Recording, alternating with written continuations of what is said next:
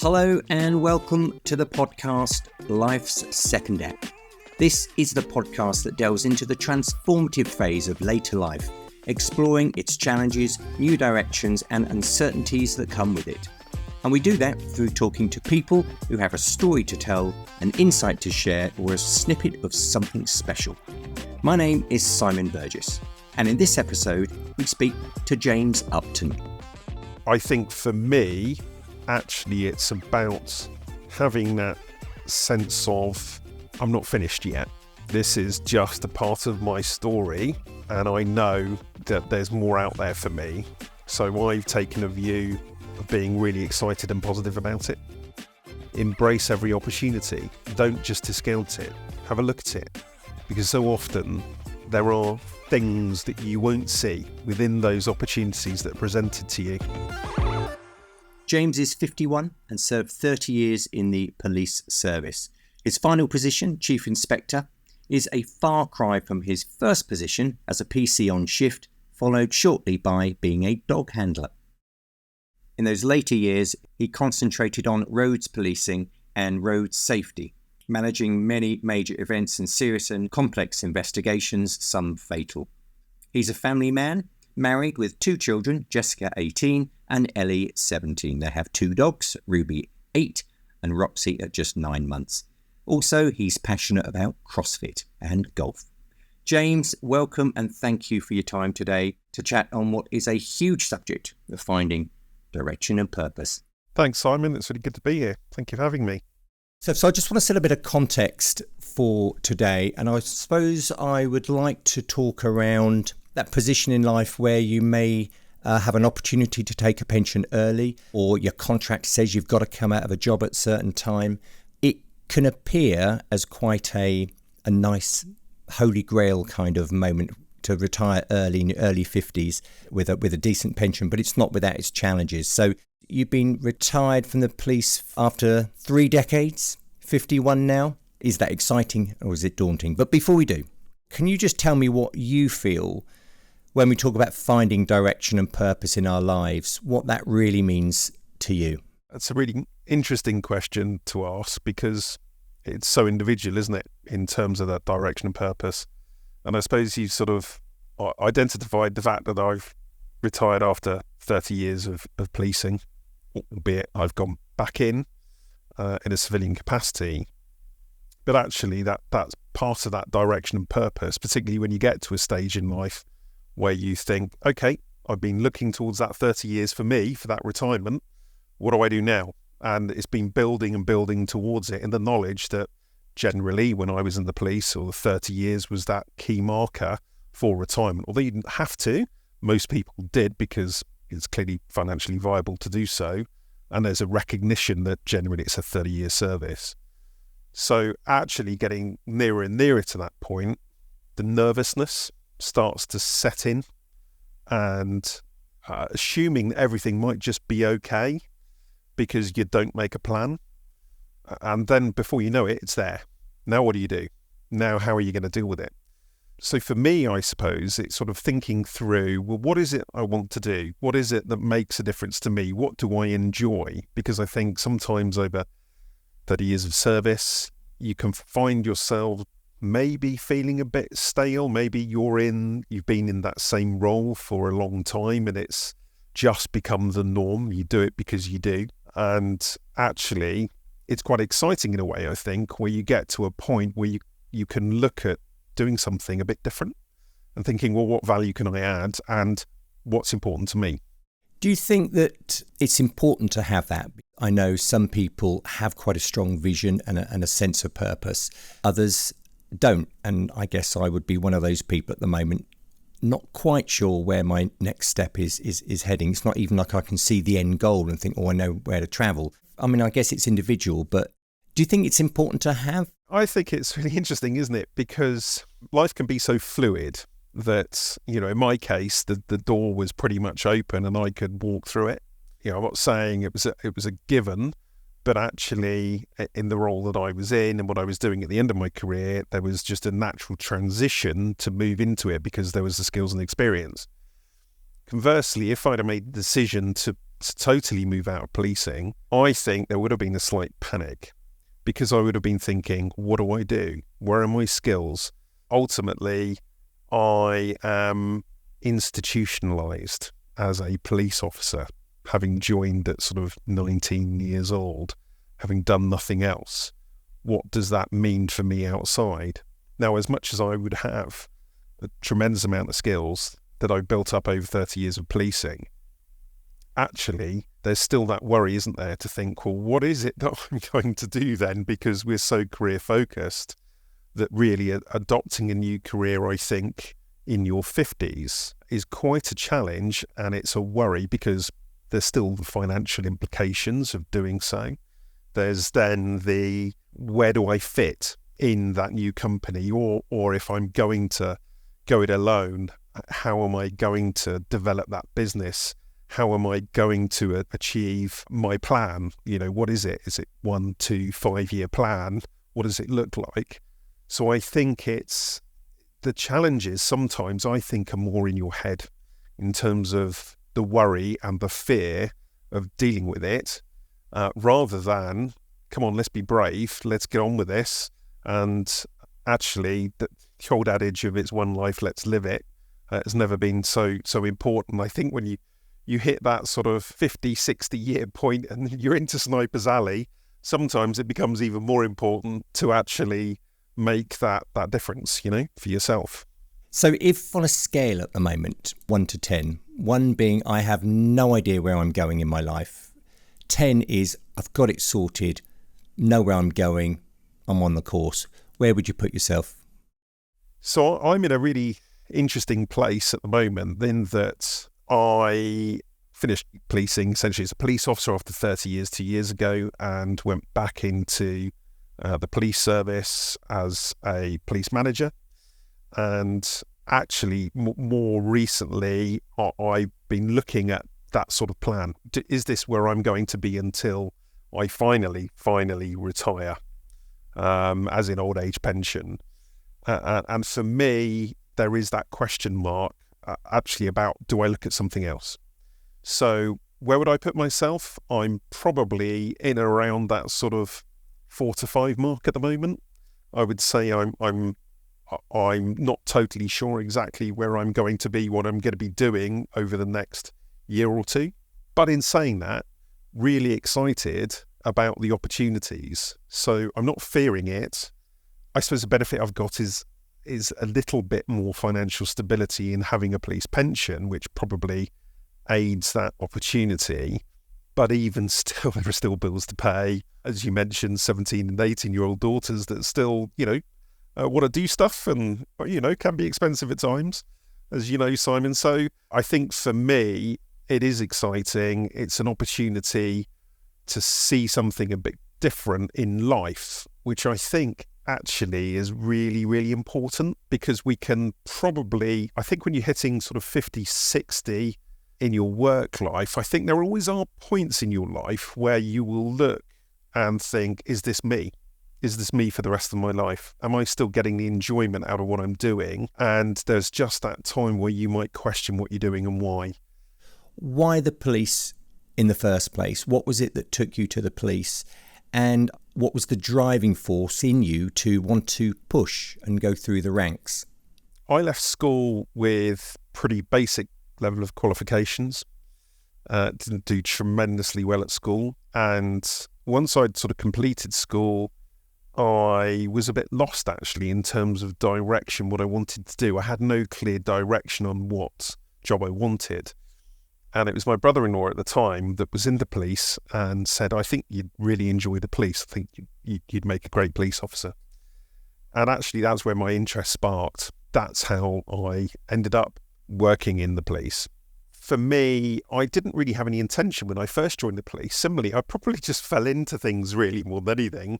I had no real career plan. I think the first thing was, actually, let's get through training. That's great. And let's enjoy the job. And then for me, actually, the interest was specialising in becoming a dog handler to begin with. rather than actually going through the ranks. So when did that change? I suppose that was within about 5 years or so of being within the police.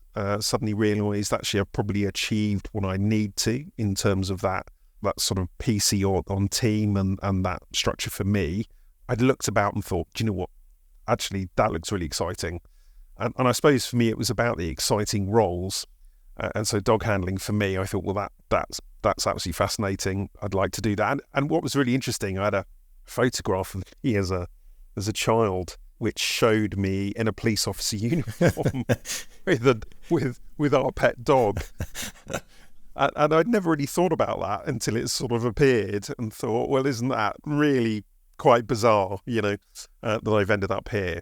So I did that, and then sort of after my time in the dog section, I realised that I probably wanted to develop and start going through promotion because for me, I could see there was a real opportunity there. Financially, it makes sense, and actually it's about that challenge and wanting to have more responsibility in terms of being a supervisor manager. And so that's where I sort of developed, and that was really, really good. You're in more senior positions, more responsibility.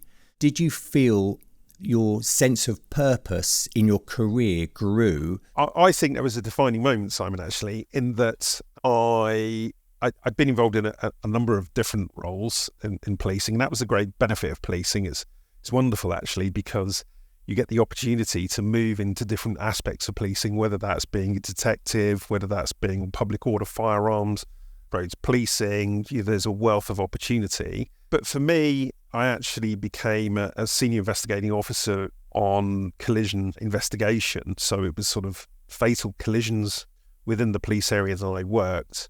And I think prior to that, policing for me had just sort of been a little bit more of a job. It turned up, help people. It was really important. But it wasn't until I was in charge of fatal investigations. It was like sort of, I suppose, a moment, a bit like the old Tom and Jerry cartoons in a way, where you would have had Tom running around and Jerry then smacking Tom in the face with the spade, and that moment where the head's shaking and realisation. And it was a bit like that for me in terms of service. All of a sudden I realised what service was. And there was a particular family that I had worked with where their son had really sadly and tragically died. And I realised the importance of what I was doing for them. And it became almost vocational in a way. And it made me realise that this was really, really important, really important. And it was in my hands to do the very best I could for this family. And that's probably the big thing in policing that changed my attitude towards work and what was important about work and the difference I was making to people in the most extreme and sad times in their life, but still being able to give them some hope and some answers in terms of what happened in these really horrendous circumstances. Do you think that the professions that we go into sort of have a role to play to make people feel like they have a purpose? Yes, I do. I'm sure there are many different people out there that have different reasons as to why they're in their job. But I suppose if you were to look in the public service sector compared to the private sector, it hasn't necessarily been about the wage or sort of, what you're going to get paid in some respects. And many people will say, well, actually, for me, it's about making a difference in terms of what you do. Sure, that's the same in the private sector as well in terms of many jobs. But I suppose it's an individual view in terms of what matters to you in relation to what you're getting out of your job and how it makes you feel. Because I'm sure we all want purpose in our roles. And for me, that was a really good example that I could have just sort of walked my way through policing to a degree without too much of a concern. But in some respects, that sort of Tom and Jerry moment really made me sit up and think, why am I doing this? I now realise why I'm doing this. This is really, really important, more so than anything else to me. This is why I'm doing this. I think there is a balance to be had, but yeah, it's about how you feel with a job is got to be pretty important. Before we move on, just is there the proudest moment or maybe one of the most rewarding aspects that you've had? And I guess, what do you think you've left the police force with? What's your legacy? Oh, that's a really good question. Actually, if I was to go back to sort of collision investigation, from my perspective, one of the personal achievement for me was actually having investigated and secured a conviction of an organised crime group for the very first fatal crash for cash collision in the country, which was a fantastic achievement and a real team effort. By the way, I mean, a lot of this is not about me, but it's about the team that are working with me, and it was a real team effort to achieve that, and something really quite unique. So for me, that was a personal achievement. To have done that was brilliant. In terms of a legacy, I think there's a few different things. One of them for me was actually supporting the professionalisation of those that investigate serious collisions, fatal collisions, and making sure that they could get onto a sort of a detective pathway, which wasn't something that was there before. So actually making a real difference and allowing people to have better opportunities within the organisation, and so therefore those transferable skills into different elements of detective work was something that was really important to me, and I was really keen to get that put in place. So when it became my train set as a chief inspector, I was able to make that change, and that's something that's now embedded across the two police services that I was working for. So I'm really proud of that. Fantastic. You touched on this. I think it's common, isn't it, when we invest so much time in a career, so much time and effort, that when you take that away, you can ask yourself, who are you? I definitely feel there's a little part of that with myself. I think I've done what I've done for so many years. So if I take that away, what's left of me? You know, who am I? What's your thoughts on that? Now that your policing passion, purpose has gone, what are you left with yourself? Yes, it's a tricky one, isn't it? Because when it's been your life, actually to walk away from, I wouldn't say the uniform didn't define me, but it's a really important part of me, because throughout your life, my life, I've been, this is James, he's in the police service, he's a police officer. And people get to know you and will talk to you, and that's how you, in some respects, you can operate in that environment, because it's what you do. All of a sudden that's gone. And I think there is a danger there, isn't there, in terms of how you see yourself moving forward. And in some respects, if that's been a part of you and that's gone, there's a hole. How do you fill it? I think this is where sometimes you've got to be really careful. And I'm not saying that people get depressed, but that sense of purpose that you mentioned earlier, and where you go next and what you do, can sometimes you feel, you've been in a disciplined organisation with lots of people. I suppose it's a bit like coming out of the military in a way. All of a sudden, we've seen people that get very depressed by moving on, not being able to cope in some respects. So I think for me, actually, it's about having that sense of, I'm not finished yet. This is just a part of my story, and I know that there's more out there for me. So I've taken a view of being really excited and positive about it, even though nothing is guaranteed, and I know there are risks. But you know what? I'm prepared to be brave and step into that arena where I am going to expose myself to something a bit different, and the fear factor of, have I got the qualities? Am I the person they're looking for? Whereas in policing, I would know what I was walking into, and actually applying for a role or promotion, actually I stood a reasonable chance of getting it because of my skills, abilities. I'm in the right arena. Whereas moving out of that, all of a sudden you feel like you're starting again. It's really interesting you're saying about being brave. It's a word that I've used about other people sometimes. They're really brave to be able to make that change. Do you think that some of the skills that you've learnt over the past 30 years in the police have equipped you better with the tools to be able to tackle that next step? I think you're right. I suppose the one thing I've learned is to deal with adversity over 30 years of policing, and being in environments where it's a risk. Whether that's an immediate threat to life because you're in a situation where you're dealing with something pretty nasty, whether you're dealing with complaints or behaviours, poor behaviours, whatever it may be, that ability to be able to adapt, understand, and also learn, actually. I think over 30 years, I've learnt a lot.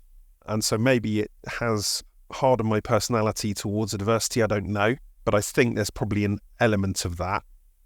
So to be able to move into something different and not fear it, so using that term brave, has policing helped me with that? Probably. And the fact that you need to apply in policing for various jobs and to move up the ranks, and you will get knocked back and not everything will be the way you want it to be, probably does give you that experience. Is there anything that you fear will hold you back? Because you said about being in the police where it's quite institutionalised, you sort of fixed in a way of doing certain things in a certain way. And now you've got the freedom, the flexibility to go anywhere you like. It is really interesting, isn't it? Because you have that opportunity to really look around and determine, well, what is it I want to do? What interests me here? You know, I've looked at some things, and at this time, sort of corporate security management is something that I'm having a look at. There is a link, isn't there, to policing in terms of that sort of security title. But for me, there are still gaps. I don't have that business experience. I know that I have really strong abilities to be able to learn and adapt and work around all of that really, really quickly. For me, it's a real opportunity, but actually half of it, I think, is also getting your foot in the door sometimes, recognising where you are, and you might not have that skills, and I worry, I'm not 20 years old anymore. I'm not the person necessarily they're looking for in terms of age. Do you think that putting yourself under any pressure in terms of time, knowing what's next, or do you think it's important to go with the flow and let the universe reveal itself? Because there can be a sense, I think, that I need to know now what I'm going to be doing. And it's very difficult sometimes to sit with it, and you can feel quite impatient. How do you deal with that? Yes, you've hit the nail on the head. So my wife will say to me, you're impatient, because I really want that result straight away. And I think what I've come to realise is that's not the case. There's a bit of a long game in this. And I think that transition is such that I could apply for a number of jobs in the knowledge that it's not going to happen. I'm literally barking up the wrong tree because the skills aren't there. So actually having that ability to just step back, reflect, and have a plan is probably really important. So developing more training for yourself, more skills, to actually put yourself in a position where actually you're more likely to succeed.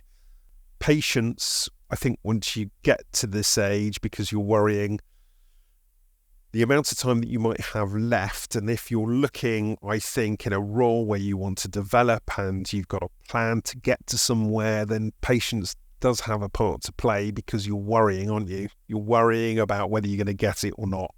We're the wrong side of 50, and therefore time's against us a little bit. There's still plenty, isn't there? There's still plenty of time, but it's not like you're 20 going for a job. Yeah.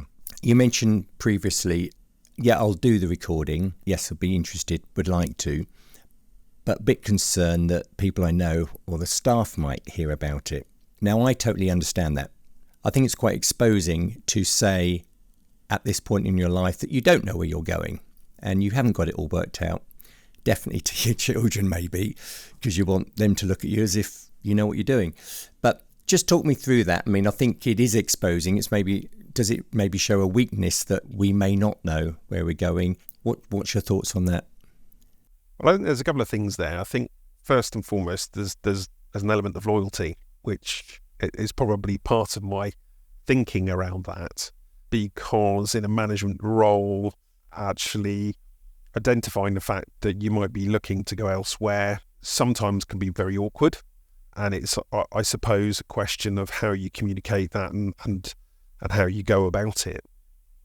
Well, I think most people tend to realise that through communication, if you're looking to develop yourself, and actually, in my case, I think I've sort of earned the badge to a degree after 32 years sort of in policing, to be able to look to move to something a bit different. But I think, yes, you're right. It's also about maybe a fear of not succeeding. many people will not tell the people they're applying for a role or tell them they're going to go down a change until it's happened. And why is that? Is it because you're worrying about exposing your intentions and the knock-on effect of that, whether that's because of how it may affect you and your feelings or how you think others will think of you? In some respects, there are times you've got to just be selfish, and it is about you at the end of the day. That's the important thing. We know that over the past few years, mental health, it's a lot more open now. And it'd be interesting to know, and maybe this is for another conversation, is whether men find it harder at this period of life than women do. And are they more likely to talk about it or own up to say, I don't know what I'm doing, I don't know where I'm going, I'm worried, I'm concerned about, what's next, especially if you've got a family to look after. So you're a positive person. Your skills that you've learnt in the police have obviously equipped you well for this next stage. You have as you've said, the comfort of a pension to buffer, but also that's maybe not enough, is it, to keep you going? So, which is why work is important to you. What kind of mantra do you try to adopt? And just talk me through some of that and having to embrace it really, and how we do that when sometimes, some people, we're not equipped with some of those skills.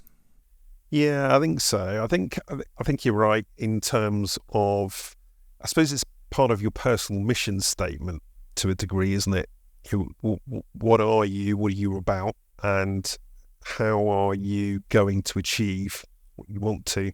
I think over the years, recognizing that things may not always go your way is an important part of the journey.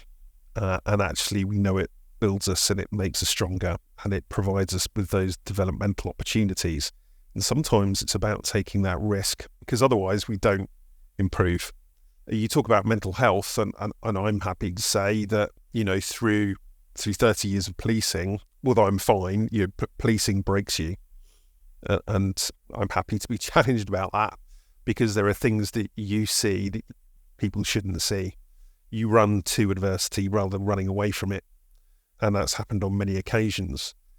And actually, there's great support networks out there and things have improved. But, for me, actually being able to look at things like breath work, cold water therapy, you've seen these a bit more mainstream now that years ago, I think people have said, what are you doing? But actually, there's real benefits. And actually, supporting a positive mindset to help you work through the different challenges and maybe in terms of thinking, well, what do I do now and where I'm at are really important. So having that baseline to support you and therefore you feel able to deal with what the journey that you're on and making those changes, that you've got the right support networks around you, that actually mentally you're feeling strong, physically feeling strong, ready to take on the world and really go for it is important. I think we'll all talk about that mindset in terms of an approach with such a big change. We may talk about some of the key things, moving house, marriage and job change is right up there in terms of a stressful activity, and therefore how are you going to cope with it, and being ready to cope with it and deal with it, I think is absolutely vital. Certainly vital to success anyway. What about embracing every opportunity? Where did that come from? Yeah, so it was really interesting, and I suppose this goes back to a lawyer that I'd worked with when I was in the police, who actually is now a judge. And on a case that we were dealing with, we were in trial for 3 months, so actually spent a lot of time talking to him, getting to understand him and his sort of thinking, really successful as a QC at the time, but obviously now be a KC, King's Counsel. Very experienced lawyer, barrister. And it was an opportunity to kind of just tap into his knowledge really and understanding. And it's not often you get to meet people in that sort of level of industry where they've obviously succeeded, and therefore, I suppose it's a bit like sort of chatting to Richard Branson. You say, well, hold on, how did this all work? What is it that makes you different to me? What is it that, has got you to where you get to? And the conversation was really interesting. And the one thing I really took away from the conversation with him was embrace every opportunity. Don't just discount it. Have a look at it. Because so often there are things that you won't see within those opportunities that are presented to you.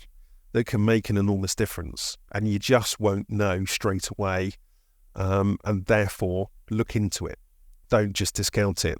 And I guess looking after your head, if you're in a better place, then you can see those opportunities maybe a little clearer than if you're too sort of thick in the weeds, as it were. I think so. I think, some people, different types of people, aren't there, in terms of those that actually don't worry, and those that can just shrug things off straight away and away we go, and it's fine, and it just doesn't bother you. Others that might worry a little bit more. Will I, won't I? What's going to happen if? Or this isn't going to work. Probably this isn't going to be successful. And actually setting out a tone where the glass is half empty rather than half full. And sometimes it's difficult to change that view, isn't it? I think sometimes you can't just make yourself be the half glass full person on occasions. It'd be really handy if you could. It really would, wouldn't it? And, there'd be no worries. And that's where I think actually having that support network, whatever works for you, and I'm not sitting here for a moment saying, well, breath work will make a difference. That's not the case at all. I mean, for me, it's actually about whether it's exercise, diet, mental health, all the different things that take the stresses away, that give you the fitness that you will need to be able to deal with that journey, the experience, the knowledge of others. I think it all comes together to actually play out for you. And this is part of it. I don't think it's just one thing. I think it's a number of things that really have to come together, and you've got to work at it. If you had to sum up then your mantra for moving forward with what lies ahead, which at the moment you don't know what that path is, but you're embracing it, you are being open to maybe being lost at certain points at different times, what would be your sort of 3 or 4 kind of mantras as you move forward? I think for me, one of the key sort of points is take the chance.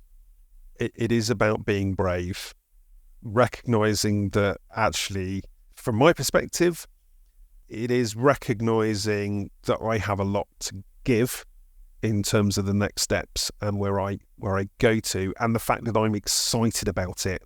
Really embrace that journey. I know it sounds a bit twee. But even though you're not 100% sure where that might be, no, you're still looking positively, thinking good is going to come. I should be positive about this, and that's what's exciting. Do you know what? I know that I'm going to get knockbacks, and there'll probably be occasions where I'll think, why on earth did I do this? But actually, I think that is all part of it. I think it's got to be, because that's actually what makes our work-life balance quite rich. I would say if you're sat at a job and there's no challenge, and how is it enveloping you as well as developing you, I think are really important elements to think through. So what would that question I asked you on the scale of 1 to 10, I think you said a sort of a 4 or a 5, what would push that to a 6 or a 7? If we spoke in a year's time, 2 years' time, 3 years' time, and I asked you the same question, and I said, I remember, James, we spoke a couple of years back, and you said it was 4 or 5. What was it that made the difference? Could you see what that might be? I wish I could see into the future, Simon. I think, wouldn't that be nice? I think that actually for me, it will be that movement through that journey and the experience that I've had and what I've gained from it, that knowledge and understanding, whether it's good or bad, actually, in some respects, because there'll be so much to take from it, that for me, that will move it up the scale, no doubt about it. Clearly, the achievement of moving into a completely new job type or industry and being, having succeeded and got there will be great, and that will certainly move it up. But I still think there's that element of how you've done it, because in some respects, this for me, go all the way back to when I was sort of 18. What am I going to do? I tell you what, I'm going to join the police. Applied, got in. Actually, this is different. Having to redo a CV, go through interviews. Yes, okay, done some of that in the police, but it's not like applying for jobs and it's starting again and thinking, got no experience of this whatsoever. What do I do? How do I do it? And what's interesting looking for, it may not be me in the police, it's something completely different. So I'm having to completely reshape and relearn to be able to be someone that is attractive to the open market for that sort of role. And in some respects, I suppose it's that journey for me that when I look back in a couple of years' time and having succeeded, that I'll say, do you know what? It was really positive and I've learnt loads from it. And that's what'll push it up the scale. Cool. And just finally, you've mentioned a song that you sometimes turn to. Talk to me about this song and what it is and why it resonates with you.